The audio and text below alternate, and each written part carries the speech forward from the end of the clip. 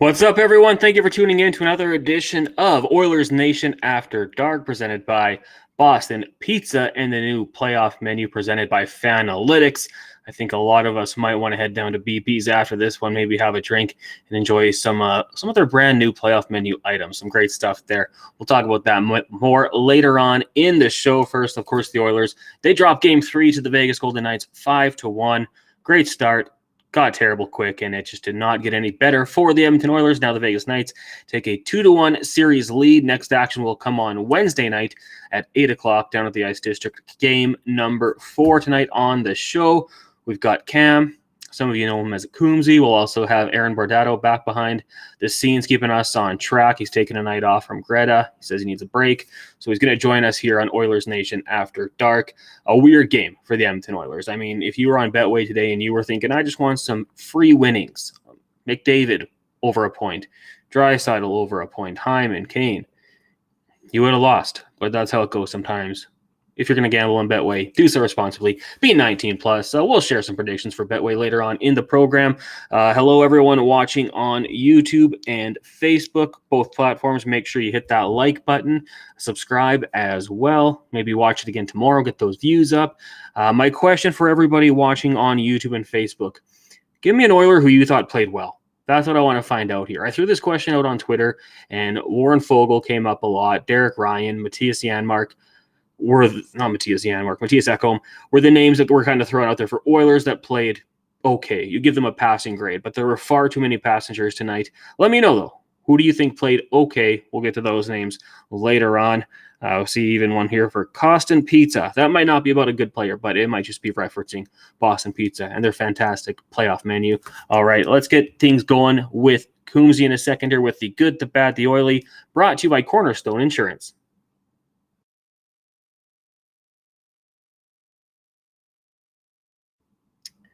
Cornerstone Insurance brokers, Edmonton's premier boutique insurance brokerage with over 90 years of success and still growing. Visit cornerstoneins.ca/nation to get an online tenant or condo insurance quote in just a few minutes and use the discount code NATION for an exclusive rate. Find out why Cornerstone Insurance brokers are ranked amongst the best in Alberta. For this, we bring in Cam, of course, with Oilers Nation, Blue Jays Nation. Cam, good evening. How you doing? I'm not doing great, Connor. That was a very unfortunate one to watch. I'm happy that is over with. That was painful. I respect your honesty there, and 100%. I think you're kind of speaking to the people here. They probably all agree with you. That was a tough one. We did have to find something good, though, for this segment brought to you by Cornerstone Insurance. Shout out to Cornerstone. We said fast start. I joke we could have said it's over. We don't have to watch any more of this game because once it wrapped up, it was a little bit of a relief. I think after maybe the midpoint mark of that game, we knew it was done. But the Edmonton Oilers, they did have a good start, and it did come from a guy who a lot of people were hoping would get on the score sheet. Only 2:45 in. Warren Fogle gets his first of the playoffs. The Oilers have had good starts. It's what followed that kind of sucked, but good start. Yeah, I think I'll be honest with you. It was a weird outcome given the way the second game went. You really thought that they would have carried all the momentum into their home stadium in front of their own fans, and beaten the wheels off of Vegas in Game 3. But it's never that simple. So, yeah, I guess if we're going to find one positive, I think that third line played a pretty solid game. You have Warren Fogle, he picks up the goal. Ryan McLeod, Derek Ryan, they were involved. They were pushing the puck up ice, getting it in deep, getting it towards the net. It's unfortunate that, you go ahead on Vegas, and they look pretty pensive to start off. I mean, I think they had what happened in Game 2 in their minds, and they were worried about taking penalties, worried about being too physical, and they were kind of sitting back. The game was really right there for the picking for the Oilers, and they just didn't capitalize. I know we're supposed to be trying to be positive right now, but all I can really think about when we talk about the good start is, geez, how did they not keep their foot on the gas like they did in Game 2? They had such a good start in Game 2, just kept going wave after wave after wave, and it just didn't happen this time. So strange thing to watch. Yeah, 100%. I mean, Draisaitl had that chance in the early part of the game, didn't capitalize. Though, the answers here for who played okay. I mean, I don't think anyone was great, but a lot of Fogle, McLeod, Derek Ryan, and a couple of people actually even throwing out Philip Broberg's name in there. So, yeah, interesting on the Facebook chat. How about this one? Ron says, McTurnover, Hyman, Nuge, Kane were all passengers. Nuge would be a good Leaf. No show when it matters. I mean, he had a pretty good playoffs last year, but the criticism of Nugent Hopkins, I would say, are extremely fair right now. Guy needs to get on the score sheet, and like that shot selection on the power play there was nothing to shoot at, and he just tried to force it. I mean, it kind of, I think, shows you where they are right now. With the good comes the bad. There's lots of bad we could get to here. We're just going to say lack of calls. I thought Yaremchuk had a pretty good tweet about just the refs kind of worrying about putting the Oilers power play out there. And there was certainly some calls that could have been made. The one that stands out, the missed high stick on Kyler Yamamoto goes the other way, ends up in the back of the Oilers net. And that's kind of where I think it snowballed there. But there were a few calls I think the refs could have made, maybe chose not to. The Oilers don't get their first full 2-minute power play till the end of the game when it's 5-1 and it doesn't matter. So we're just going to say the bad was the lack of calls. Yeah, I think from an Edmonton perspective, and I mean, I'm going to admit some bias here, of course. I'm taking the Oilers' perspective here. I think if the refs are going to do the game management thing and they're nervous about letting the Oilers' power play operate, given they've scored on 50-60% of their chances throughout the playoffs, they're scared to do that, then at least just put the whistles away entirely. If you're not going to call those pretty blatant high sticks, they're pretty hard high sticks too. The one on Kyler Yamamoto in the first period, another one too, it's just escaping me who got hit. If you're going to miss that, then go ahead and miss the other stick infractions and everything else the Oilers are doing and just keep it a 5-on-5 game. I'm not going to blame the refs for this loss. I mean, the Oilers put a dreadful effort out 5-on-5, and the series is not going to be won on the power play. The series is going to be won at 5-on-5. That's the way it is. They have to play a better game. But from a reffing perspective, again, if you don't want that power play out there, then do it evenly both ways. Just make it a 5-on-5 game. 100%. And I don't want us to come across here like we're blaming the refs. I mean, the Edmonton Oilers, they were dreadful. There was a lot of bad we could choose from. I talked about, if you want easy money, typically with Betway, McDavid or Draisaitl, you wouldn't get a big payout, but you could take over 0.5 points. Tonight it wasn't there. The shots weren't there. Hyman, McDavid, and Draisaitl all finishing under 3 shots, or 3 are under. So just wasn't good enough effort from the big stars. And, for Vegas, those guys showed up. We get to the Oily now, and the Oily tonight has to be its familiar territory. The Edmonton Oilers went through this exact same thing against the LA Kings just a couple weeks ago. Lost game 1, came back and won game 2, and then lost game 3. In fact, they almost lost game 4 if it wasn't for an outstanding comeback and Jack Campbell coming in and kind of shutting the door. They go down 2-1. They've been here before. They know how to rebound. They just can't have a repeat of that performance like we saw last series in game 4. No, definitely not. I mean, I think game 4 of last series against the Kings, LA goes up 3-0 in the first period. Then they battle back. Then it's the overtime goal. You don't want to rely on that happening again. Plus, you also had, like you said, the 27 save performance from Jack Campbell again. That was awesome that happened. Wouldn't bank on it again. I think a lot of people, maybe we're all kind of victims of doing this, is we thought the second round series again was going to go like how it did last year. It felt like last year Calgary, in that first game that they won 9-6, the Oilers couldn't really, they were just kind of feeling the series out. They had just played LA. It was a slow grind of a series. Then things opened up and the Flames played that great first game. Then the Oilers came back and just beat the wheels off them the rest of the way. It felt like that was going to happen again this year after game 2, but the Oilers simply just didn't keep it up, and they have to go back and find that game again because, man, you really don't want to be going down 3-1 to Vegas, heading back to Vegas. Goes without saying, that's very obvious. 100%. We got some chat here. Odon Facebook Hill was pretty good in this one. Yeah, he came in, made 23 saves on 23 shots. I mean, I don't know how many were necessarily grade A opportunities. The Oilers, I don't know. I mean, none really stand out to me being massive saves, but he shut the door. He did the job. Stuart Skinner tonight allowed 4 goals on 23 shots, 826 save percentage. Jack Campbell came in with 6 for 7. And Laurent Brossoit, hate to see what happened to him. I'm not even going to try to guess what it was. It seemed to be when he pushed across, and it was immediate. The stick was out of the hands. He tried to get up. The trainer said to help him. So hopefully LB is okay and can bounce back strong. The former Oiler and Oil King, wishing nothing but the best for him. Aiden Hill coming in here, Cam. I don't know what that guy pre-game regimen is to stay focused and be ready for it, but he was locked in when the puck came his way, and that stabilizing force. I mean, the Oilers maybe not the best chances, but Derek Ryan got in his grill a little bit to Aiden kind of dropped the people's forearm into him. I mean, he seemed pretty solid. The Oilers just couldn't find a way to get it past him. Yeah, it was a weird thing. Again, it's one of those other things that pointed in Edmonton's direction this game, where all the things kind of made you think, hey, look, they should win this game. This game 3, everything's going in their favor. Adin Hill comes into the game, and you think it's going to be a game changer for the Oilers. Vegas loses their starting goalie, and while Brossoit hasn't necessarily been fantastic, Adin Hill has virtually zero playoff experience in his NHL career. So he's coming in completely cold, and it was, like you said, you see players, Derek Ryan, Klim Kostin, they're kind of getting into his grill a bit, but it's not like there was a fresh goalie between the pipes and the Oilers were just going gangbusters, everything at the net, crazy pressure.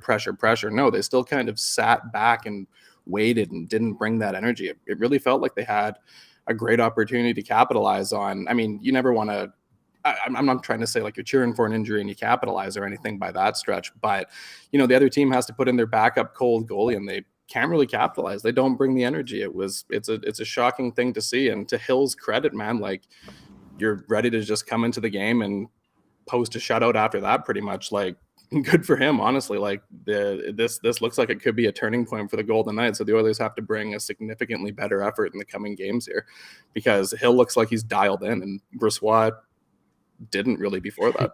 100%. And I mean, that's it. This time of year, you kind of find out who's built for it. And Adin Hill, one game, we'll see if it continues. I mean, I think there's a lot of people kind of worried about, you go from a 5-1 victory to a 5-1 loss, things they have to fix. But hey, Vegas lost 5-1 and then came back and won 5-1. So things can change very quickly in these playoffs, and it'll be a whole different game. Now, Cam, I don't know. This is how I think of it. And, you lose 4-3. And the team's probably going into it and says, like, oh, hey, we were one bounce away from tying this game up, played okay. You lost 5-1 tonight. Like, the Oilers got their ass kicked tonight. I think there's got to be a lot of discussion, and it might come from the coaching staff. This is what you did wrong. This is what you did wrong. This is what you did wrong. We were not one bounce away from winning this or tying this game. We got it handed to us.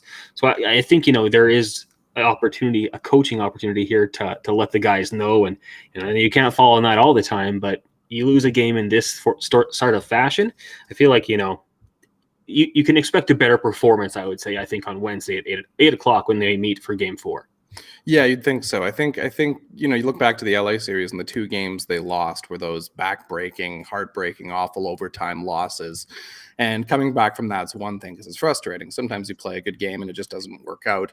A bounce goes in their team's favor, and that's just the way it is. But in a game like this, you can pretty much just wipe it, throw it away, and say, geez, that was, one of the worst efforts we've put forward in a long time, and the result was very predictable. I mean, go back and look at the schedule, and when was the last time the Oilers got their asses handed to them this badly in a game? 2 months ago, probably, because they just had a huge stretch where they didn't lose a game in regulation since mid-late March. So, I mean, it's going to be an interesting challenge for them, because, like I said, they haven't gotten their asses handed to them in a game in quite some time. So they're now going to have to kind of take a look internally and be like, what was going on with that effort, and how are we going to bring a better one next time? Yeah, they lost 7-4 to the Maple Leafs in early March. Just want to see here, because maybe that was an empty net goal that made it 7-4. They went up early in that game too. They were up, I think, 3-1 in the first period, and they blew the lead. There you go. They didn't even really get their asses handed to them in this game. It's been a long time since that's happened. So this is kind of it's similar territory in that they're down 2-1 in the series, but it's not really similar territory in that they got pumped in a game. Looking in the YouTube chat here on Oilers Nation After Dark, presented by Boston Pizza and the playoff menu powered by Fanalytics, there is a little conversation about Evander Kane and the penalty at the end of the first period. Oilers down 2-1. He takes a run at Pietrangelo. I mean, I thought it was stupid. If you run him, sure, go shoulder to shoulder, hit him into the boards. But the cross-check seemed a little bit useless. I know they didn't score on the power play, but, you're shorthanded, which takes away some momentum going into the second. Kind of a silly decision there by Kane, but that's what happens. He plays on the line. Sometimes he crosses it. Yeah, that's kind of just the way his game is this is what he does. It had been a pretty ho-hum first period for the Oilers. They had the nice little start in the first few minutes. And then also don't forget, Vegas had just scored off of kind of that whole frustrating sequence where I think it's Jack Eichel who gets the stick up on Yamamoto, and then he brings the puck up ice, and he's the primary assist on the second Marchessault goal. So I guess from Edmonton's bench's perspective, you're probably pissed off that you've seen probably one or two or three, maybe by then, pretty blatant high stick. So then you're Evander Kane, you run in, you want to do something about it.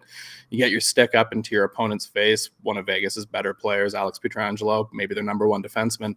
Yeah, that's what Kane does. Sometimes it works, sometimes it doesn't.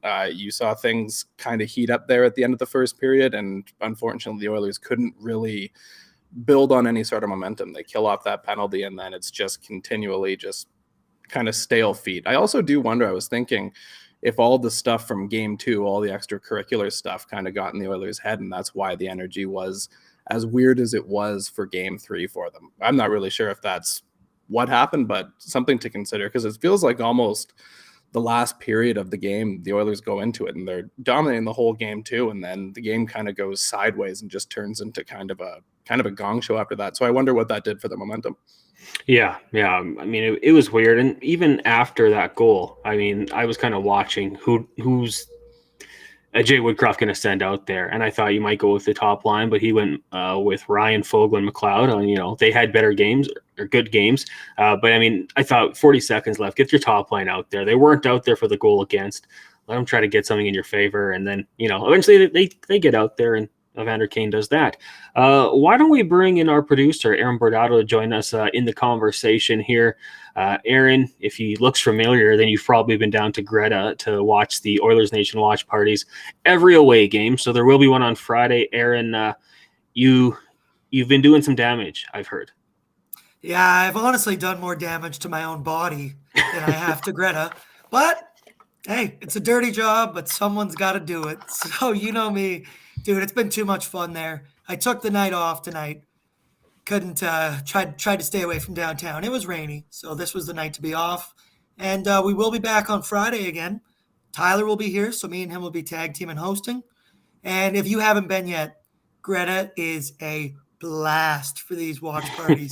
I'm giving away Oilers merch packs. I'm giving away Tourism Jasper packs. We're giving away Dog Patch gift cards, Real Hawk Beef Jerky gift cards. I gave away a signed Leon Draisaitl jersey the other day. It's unreal. Come on down. We still got Friday. I don't know if there's availability, but you can definitely walk in. And then you can come have a beer with me.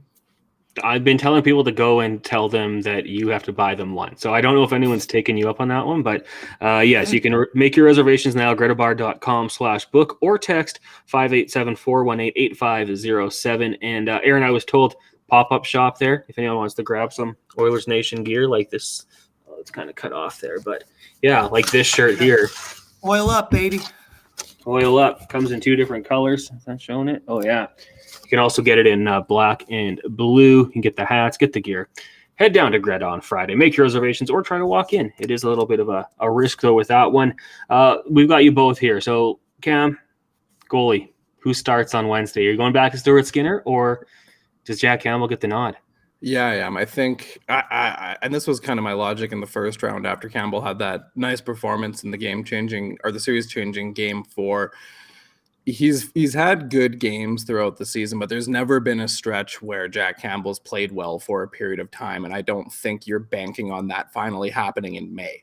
Even if he comes out and puts out a great start in game 4 and the Oilers tie the series, I don't know. Are you comfortable he's going to play well in game 5 and 6, potentially game 7 into the next round? I'm honestly personally not. Stuart Skinner has been the guy all year for them. He's had some games where he plays poorly, many where he bounces back and plays well. He's been solid, hasn't been an amazing playoffs, but it's been ride or die with your rookie goalie all year. So I think that they should just ride it the rest of the way. What do you think, Aaron? I agree completely. I mean, tell me if I'm wrong in the chat, but I didn't think Skinner deserved to be yanked in that game. I didn't think he was the issue. I mean, and what was the last one? Was the last one the White Cloud one? That was an absolute snipe over the shoulder. Eichel. When okay, yeah. And that was another snipe. I mean, Bouchard fell. Once again, yeah. I don't really put that on Skinner. And he did make some crazy saves. He made that sprawling one out on Marchessault, I think, for his attempt at the hat trick with his toe. And he was making saves that we needed. But once again, I agree with Cam. You ride the guy that go out. You hear, in my opinion, Jack Campbell is too much of a head case to put in the middle of a playoff series like this, and I'm riding with my guy. What about you, Connor?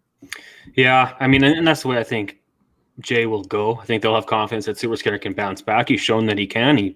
Mentally, I think he's a guy who lets it just, I don't know, water off his back, whatever it is. Memory of a goldfish, Ted Lasso, And I saw the graphic that they did put out there for Stuart Skinner. Blocker high, he's been beat 5 times this playoff. Blocker low 5 times, 5-hole twice, low glove 4 times, and high glove 13 times. Last 2 goals, White Cloud and Eichel on him, were both high glove. So I wonder if there might be a bit of a book out on him now. That's where you beat him. Maybe something he's going to have to work on. But, the White Cloud goal, like he just walked in unimpeded. I think he lost Fogle on the blue line, stepped right in. The Eichel goal, same sort of thing, right? Walks right in. Evan Bouchard blows a tire, and it's just a tough situation for your goalie to save. You'd love him to make that save, but yeah, I think they go back. Let us know in the chat on YouTube, Facebook. What do you think? Do you go back with Stuart Skinner, or do you give Jack Campbell a shot? Stuart Skinner tonight, as I mentioned earlier, 8.26 save percentage, 23 shots faced. He had 19 saves, allows 4. Campbell on the flip side, 6 for 7, obviously in a little bit less Garbage time. More garbage time, less commotion. The game was over, yeah. 9 save percentage, 6 of 7. So, yeah, let us know in the chat. Make sure you hit that like button as well. Cam, what do you think about Zach Hyman tonight? We saw him go knee on knee, and it looked like he was trying to gut it out there. Obviously, at times, just looked like something was wrong, but he's still 14 minutes played. What do you think about him, and any concern for you going forward? Yeah, you kind of wonder if he's nursing an injury or something. I know he also got stood up pretty good in the second game. It was the Vegas defenseman Braden McNabb, I think it was, and they had a bit of a kerfuffle after that. If Zach Hyman he hasn't really been the same Zach Hyman in the playoffs so far. So you kind of wonder, is something nagging? It's that time of year where you're never going to hear a peep about any of those things. Like if he's, got something going on with his groin or his knee or his ankle, elbow, whatever it is, you're never going to hear. So we can make assumptions, but it is what it is. The players are just going to have to kind of grind through it. And that's just the time of year that we're at. Yeah, I think, you saw him go knee on knee. He was definitely in some pain, but I got to give it. That's why I love Zach Hyman. He's a grinder. He's a power forward. He's a playoff guy. He was definitely hurting out there. There was one specific play. It was like a loose puck back in our end, and you could see him turn on the Jets. That it hurt, but he turned it on. He won the race. He won the battle, and then he got kind of shoved in the boards, and he immediately was like, shit. Like you could tell. So I appreciate that. He's battling. It's like dry last year. I don't want them to tell me what it is, because then the Vegas Knights will know what it is. I don't want Ryan Rishaug to be out there tweeting what the injuries are. I don't want none of that happening again. But if we're going to talk about players who are not playing the way we're used to seeing them, it's my guy, Ryan Nugent-Hopkins. I was telling Connor right before the show, I have bet on a Ryan Nugent-Hopkins anytime goal for the last 6 games in a row. And I can't stop because, as any good gambler knows, the moment I stop, he's going to bury the next one. So we just keep going. But, maybe that's what he needs. You got to stop betting on him. Yeah, honestly, at this point. And then he's going to score. But no, I need to make those units back. I got to make those units back. You got to make the sacrifice for the team, man. If you're cursing him, you got to stop. He's going to pop off next game with 2 or 3 goals. Let me know in the chat if you want me to stop betting on a Nuge anytime goal. Yeah, Aaron Willis, and maybe you'll even bet the under, right? Like so that he won't score. Whoa! Exactly. You got to reverse it. And then tweet him and let him know on Twitter and whatever social media he has. Slide into his DMs, tell him, and that'll turn things around. Yeah. Take it to the Oilers office. Please give this to Please stop. Right. Yeah. Okay. Yeah. People are asking you to stop. I think you got to stop. Maybe I'll make a poll. You have to. Yeah. Do the poll. Should Aaron continue to throw money down on Ryan Nugent-Hopkins to score a goal? I've been kind of riding Nugent-Hopkins goal for my Betway prediction. That might stop. We'll see. One thing we should say, since we know this game is going to go to a Game 5 at least, there will be a game in Vegas on Friday. maybe even another game on, I guess, Sunday, Mother's Day, and then another game. But if you want to head out to check out the Oilers in Vegas, best way to do so, AMA Travel. Your M-Chuck obviously was down there. Jay bagged milk. They had a good time down in Vegas, got up to a lot of fun stuff. If you want to do that, check out amatravel.ca. Also, cruises, insurance for your travel, vacation packages, guided vacations and coach tours, hotels, car rentals, attractions, and tickets. Also, you can save on luggage. So check it out at AMA. I told the people I was there last Friday. They made it very quick and easy. So shout out to AMA. We do the out-of-town scoreboard, but the Oilers and the Vegas Golden Knights were the only team tonight. So we'll keep it just locked in here. Okay, so Shauna says they can't score if there's no penalties. Well, they scored once, but point taken very well. Dan says a waste of money. I think referring to you, Aaron. So I know that. Let's see what else we got going. RN Invisible. Oh, Mike, come on. Okay, contribute to the poll here. Aaron's got it up. Should Aaron continue betting on a new goal? I'm going to vote no. And that is leading the way now, 65%, Aaron. So we'll see what the people think of you and Let your the people decide. your financial, exactly, the financial decisions. What else can we get to here? Sometimes I just write my stuff and it's so messy right now. So I can't even go back to my sheet here and take a look. Just looking at the time on ice tonight for the Oilers. And I guess if you want to look at a little bit of a positive by getting your butt kicked the way they did tonight, Connor McDavid only played 20 minutes. So it did, they maybe get a little bit more rest than usual. I don't know if that's really a good thing, but Cam, you're Jay Woodcroft. What's the message to the room after this game? I don't really know where you begin. I think like I kind of said earlier, you just got to kind of scrap the whole thing and let it go. Like whatever you did going into that game, whatever your nighttime before routine was, whatever your wake up thing was, whatever you ate for breakfast, whatever you got up to before the game, don't do that again. Just completely mix up your routine, because whatever led to that effort was so bad. And I mean, there was so many unfortunately bad things about it that you can't really be Jay Woodcroft and the coaching staff, and go into the video room and break it down and be like, oh, here are the things you guys missed. No, it was just that he didn't show up at all. So, I mean, that's what it comes down to. It's a motivation thing now. So, I mean, I don't think it should be that hard for the coach to motivate the players. There's a reason they're here. They're motivated. They've come back after bad games plenty of times in the past. They came back after those 2 shitty overtime losses to LA and the other series. So I imagine they'll come back again. I don't think it's that hard if you're the coaching staff. My message, and I think it needs to maybe go in the chat here too. It's just one game. It's one game of 7. It counts for 1. You're down 2-1. Hey, flush it. We've seen this in playoffs. For how many teams have you seen go on, win the cup? They got blown out before. It's a long playoffs. It's 2 months. Flush it down the drain, and it literally cannot get worse than that. So there's my positive right there. That was pretty bottom of the barrel. Yeah, knock on wood. Jay Woodcroft in his post-game press conference saying your performance was not good enough several times. So, yes, obviously that's about it. Fired up as you're going to get Jay Woodcroft. I'm sure, if you want motivation, scroll through Twitter. Just search Oilers and scroll through. There's a lot of people on the national side kind of cracking jokes, calling the team maybe not so good. So you'll get the motivation there if you want to find it. Certainly, we also saw in the chat here, he's the whipping boy in the fan base. His contract's always going to be the problem. You guys know exactly who I'm talking about. Darnell Nurse getting into some criticism.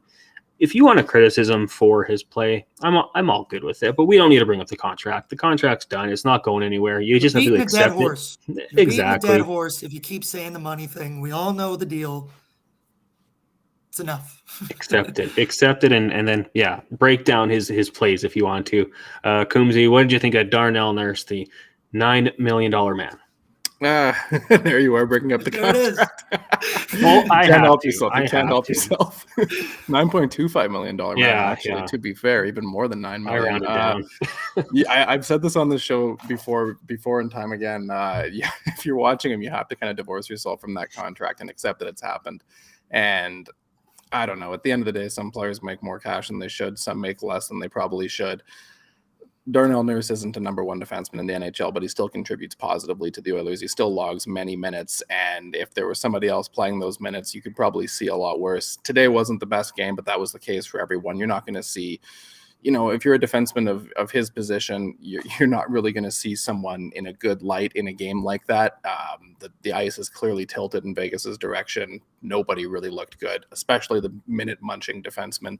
That just is what it is. It's just become too easy to criticize him. There are bad games and bad plays where specifically it's like, oh, Nurse, made a bonehead pinch. Why would you do that in that tight game? Or he made a bad pass in the defensive zone right up the middle, or weirdly lost a battle in front of the net. Sure, there's specific things, but this was just a bad game for everyone. I don't think it's worthwhile to single anyone out. Odin with maybe a great point here on Facebook. Let's just imagine $3 million of his contract goes to Leon. There you go. So Darnell Nurse is a $6 million man. Leon's 11, and we're happy. That was literally about to be my point. As I was going to say, if we want to crunch the numbers here, just think some guys get paid more, some guys don't get paid enough, and we go there. But I did have in my notes before this, Connor, I had literally wrote in quote, the chat's going to love this, and I hate it, but Darnell was bad. Yeah. It was a rough game. I'm a Darnell supporter, but after tonight, I don't really have much to say. Yeah. Hey, I criticize him. And, a lot of the times it's deserved, but the contract, even though I brought it up, whatever. I'm a hypocrite. I do that sometimes. One here. Okay. So a couple people bringing it up. Too many. It's just one game. Mm-hmm. Just one game again. 4 of those and you're done. Yeah. That's a common thing. You lose 4 games, you're out, but it is just one game. And until you lose those 4 games, then it becomes more. If the Oilers come out and play like this again on Wednesday, then yeah, you got a problem. Then something's going on. But for now, it's one bad game. If they bounce back and play like they did on Sunday, what day are we today? Only Monday. Saturday. Oof, tough one. Yeah, I know. I'm rattled now. Saturday. Yeah, it was a lot of fun. If they come back and bounce like that, then you say, okay, well, they turned it around. They figured it out. It was just one bad game. So in the moment, we're calling it one bad game. If it becomes 2 or 3, then we'll say, yeah, it was a bad stretch and not just that one game. Mitchell says Darnell is always bad. Ooh, you can't play hockey on your knees for 18 minutes and say, well, I played 27 minutes. What do you want? I don't know. Maybe I should have pre-read that one.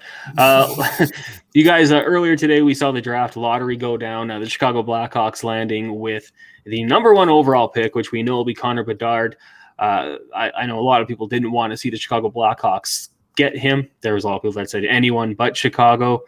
He's going to go to a marquee franchise in the NHL now, and we'll see what happens. But Coomzy, what were your thoughts when that happened? I don't like the Blackhawks at all, so I was disappointed that happened. I don't know. I was kind of hoping he would wind up in in the Eastern Conference so that we didn't have a star in the West. But then also part of me kind of thought it would be cool if he was in the Pacific Division on like a San Jose or an Anaheim. I don't know. Play the good players and the good teams and head-to-heads. It makes it more fun. But the one thing I really wanted to see was him winding up in Montreal for what that would do to the Toronto-Montreal rivalry. I thought that would have been fun. But man, him on the Blackhawks, that kind of sucks. I'm not gonna lie. Ugh. Yeah, I don't know how I feel. I kind of like the idea of him, the World Junior fan in me, of him and Mason McTavish teaming up. That was a cool image in my head. But then I think of the Pacific Division. No, I didn't want any part of that. I do work on the Canucks Army and the Canucks show every day. So those guys have been talking about Bedard for the last 2 months straight. So it was a little disappointing that they weren't able to bag that one. And I like the idea of the Eastern Conference. I did think it'd be cool to see if he went to Columbus and like what that top line would look like. But I don't want to see Johnny Gaudreau do well. But Coomzy, unlike you, I do like the Blackhawks. I think that's that's an original 6 franchise. It's kind of cool he went there. Feels like a big changing of the guard because Patty Kane leaves. He steps in. Taves, I think, is done too right now. So that's kind of cool. But, he's not in the Pacific, so I'll take that. Jeez, the Canucks guys, they get pick 11. So that's probably not what they wanted, but what can you do? Just a little bit off. Yeah. The Calgary Flames get 16. I'm kind of like you, Aaron. I wanted to see him in Anaheim, and then I wanted to see the Ducks lure Austin Matthews from Toronto, and it just build that little super team down there.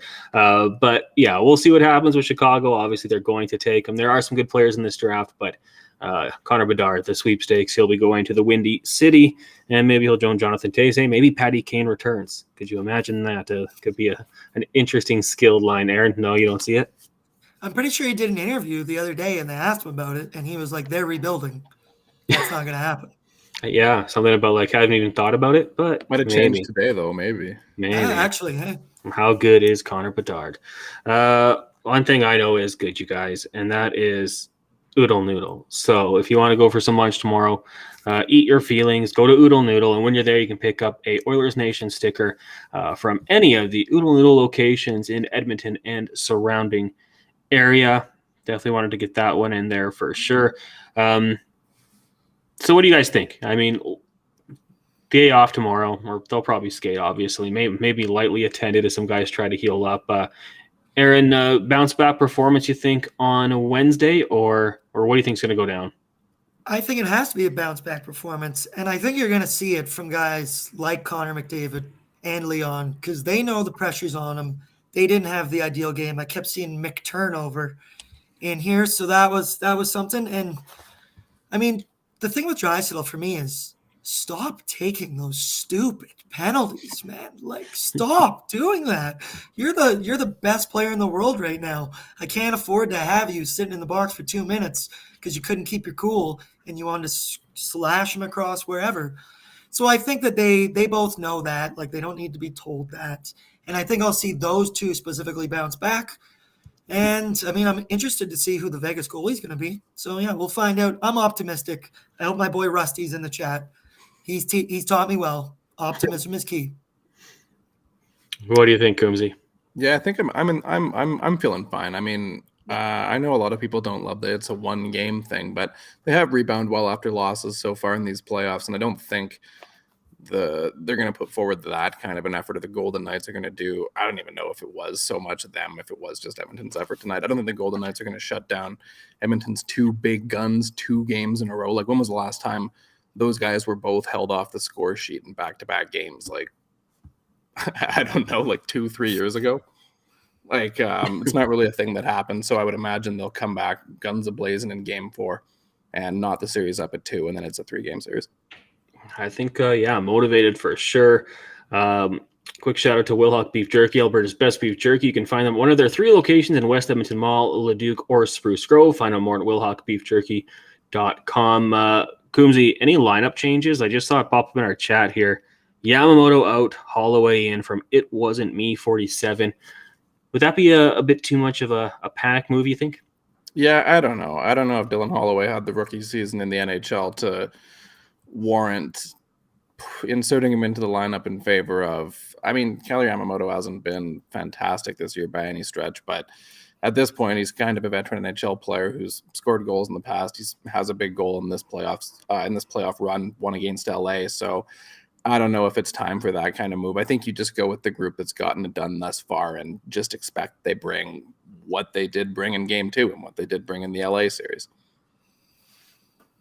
Aaron? I don't want any lineup changes. I mean, I don't think putting in a rookie who hasn't played in the big club for how many weeks, months, whatever it is going to be the answer. I think the answer needs to come from internal. These guys know how they need to play, and I don't want to put that on Dylan Holloway. And frankly, I didn't think Yamo played bad. I mean, hey, he took that stick to the face. They make that call, and we're singing a lot different tune here about Yamamoto right now. How about Matthias Janmark? I know he took the skate today. I mean, if you're going to bring him out, do you go 12-6? Philip Roberg, I think, played like 9 minutes tonight. Cam, any consideration there? I don't know. That's a weird one. I kind of thought based on the injury in game 1 that he was going to be out for an extended period of time. So I hadn't really put too much thought about the possibility of him coming back. But I think you would like to try and get him back in the lineup. But I don't love the idea of them going away from the 7 defenders. So I don't want Vinny Darnay playing that many minutes at even strength. It's great to have him around for the PK, but I think he gets exposed a little bit at 5-on-5. So I like to run the 11-7, but I'm not really sure who to bring out. That's a tough one. And it's funny because then Mitchell says, what are your thoughts about Niemelainen and Aaron? I mean, I think Niemelainen had been passed already by Broberg and Vinny Darnay. I don't know if that's a move I'd be going with at this juncture. I mean, game 4 is pretty important. When was the last time Niemelainen played an NHL game? Exactly. That's exactly. I would not ride with that. I'd go with our guys. The idea of Janmark coming in, I'm very okay with. Fun fact, I ran into Janmark at Greta during the first round, and he told me, quote, "Oh, I'll be back. Oh, I'll be back." So I've been kind of waiting for this for the whole time.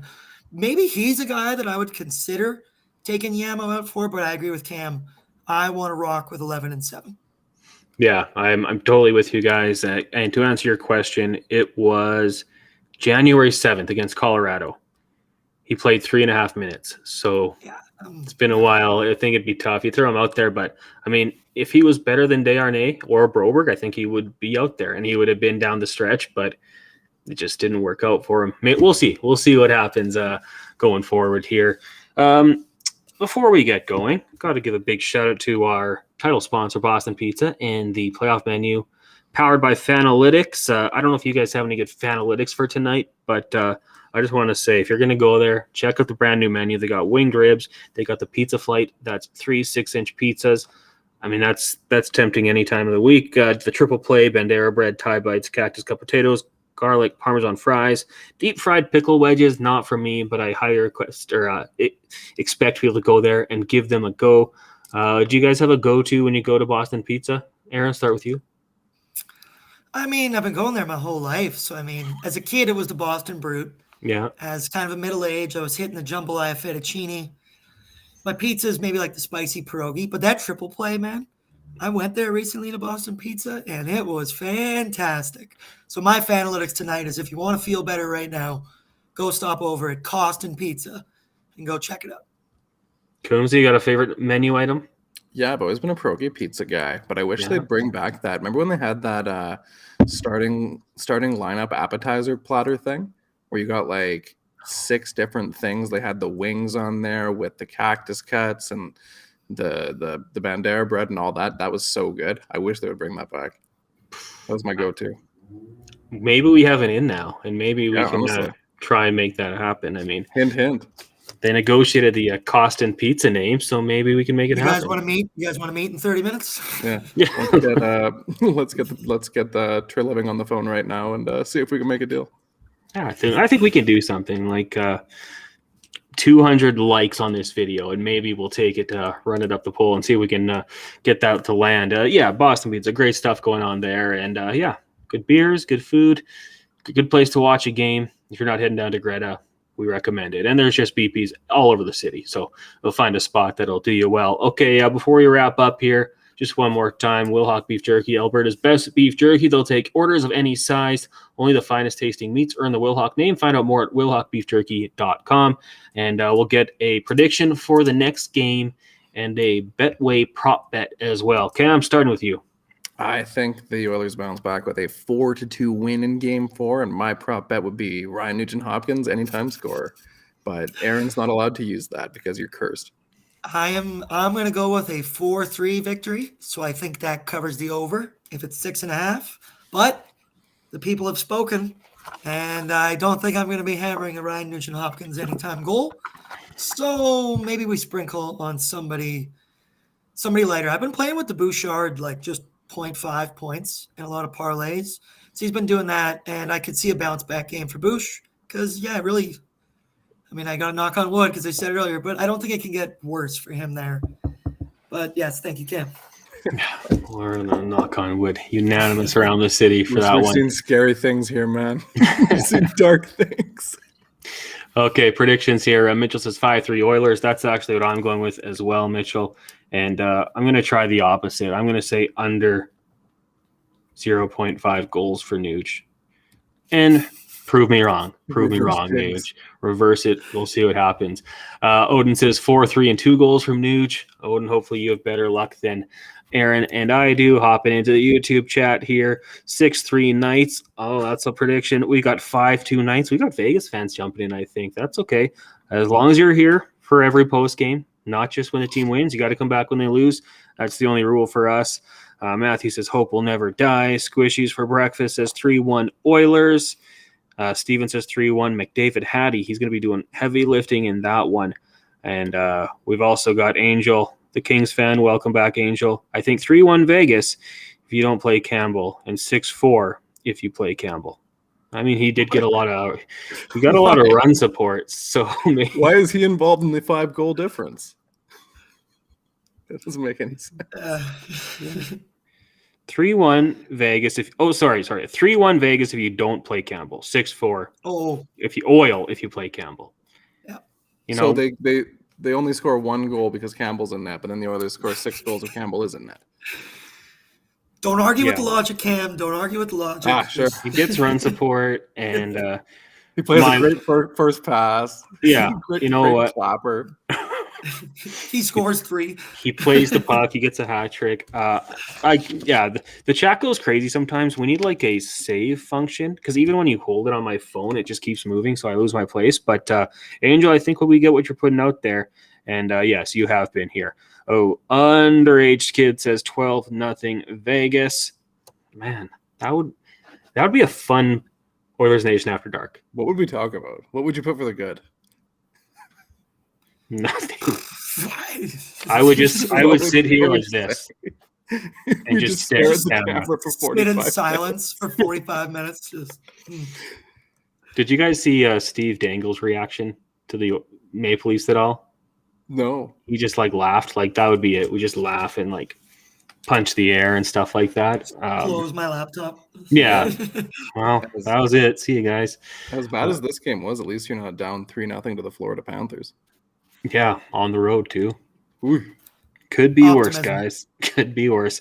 All right, that'll do it for tonight's edition of Oilers Nation After Dark, presented by Boston Pizza's Playoff Menu, powered by Fanalytics. Of course, big shout out to Wilhock Beef Jerky, Cornerstone Insurance, AMA Travel, Nation Gear. If you want to get your shirt, check out nationgear.ca or head to the Oilers Watch Party on Friday. Aaron will be there. They've got the pop-up shop. He'll be giving away all sorts of prizes. Also, Oodle Noodle. You can get your Oilers Nation sticker if you go there for lunch tomorrow or dinner or just a snack right now if you want.